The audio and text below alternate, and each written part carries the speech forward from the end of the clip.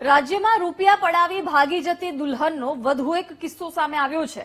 રણછોડપરા ગામમાં લગ્ન ઉત્સુક યુવક છેતરાયો છે। અમદાવાદના દલાલ રમણભાઈએ યુવક માટે કન્યા શોધી। 2 દિવસ બાદ મહેમદાવાદ ઓડામાં યુવક અને તેના પરિવારજનો સાથે યુવતી અને પરિવારજનોની ઓળખાણ કરાવી।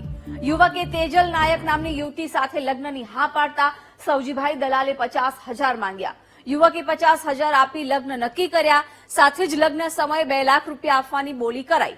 4 દિવસ બાદ કછાઈ ગામના મંદિરમાં યુવક અને તેજલના લગ્ન થયા। લગ્ન બાદ યુવકે 2 લાખ રૂપિયા આપ્યા હતા અને લગ્ન બાદ દુલ્હન સાસરીએ આવી રહેવા લાગી। જોકે લગ્નના 4 દિવસમાં યુવતીના સગા આવી દુલ્હનને લઈ ગયા। ખેતી કામે ગયેલા યુવકને જાણ થતા તેણે તેજલને ફોન કર્યો તો ફોનમાં તેજલે થોડા દિવસમાં આવી જવાનું કહ્યું હતું। થોડા દિવસ બાદ પણ તેજલ પાછી ન આવતા યુવકે દલાલને ફોન કર્યા। જોકે દલાલે પણ પાછી આવી જશે તેવું રટણ ચાલુ રાખ્યું હતું। 2 મહિના બાદ પણ દુલ્હન પાછી ન આવતા યુવકે અંતે 3 દલાલ અને દુલ્હન સહિત 4 લોકો સામે ફરિયાદ નોંધાવી છે। કડી પોલીસે સમગ્ર મામલે તપાસ હાથ ધરી છે।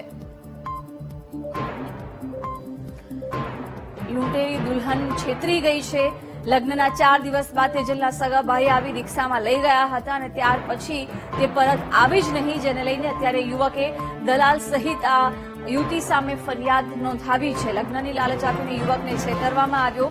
4 લોકો સામે અત્યારે ફરિયાદ નોંધાઈ છે। દલાલે થોડાક દિવસમાં દુલ્હન પાછી મૂકી જવાનું રટણ ચાલુ રાખ્યું હતું।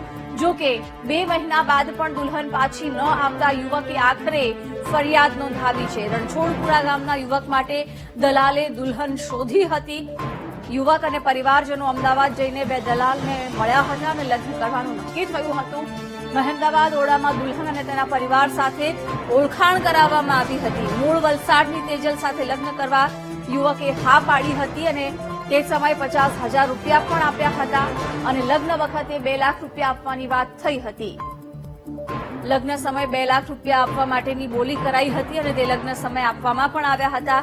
4 દિવસ બાદ યુવક અને પરિવારજનોને લગ્ન માટે બોલાવવામાં આવ્યા હતા। કછાઈ ગામના મંદિરમાં યુવક અને તેજલના લગ્ન પણ કરાવાયા હતા। લગ્ન બાદ દલાલે યુવક પાસેથી 2 લાખ રૂપિયા પણ લીધા હતા અને આખરે દુલ્હન લગ્નના 4 દિવસ બાદ ગઈ અને ત્યાર પછી પરત ન આવતા 2 મહિના જેટલો સમય પણ વીતી ગયો છે। યુવકે હવે દલાલ સામે ફરિયાદ નોંધાવી છે। કુલ 4 લોકો સામે ફરિયાદ નોંધાવાઈ છે। માત્ર 4 જ દિવસમાં યુવતી ફરાર થઈ ગઈ। લૂંટેરી દુલ્હન આ યુવકને છેતરી ગઈ છે।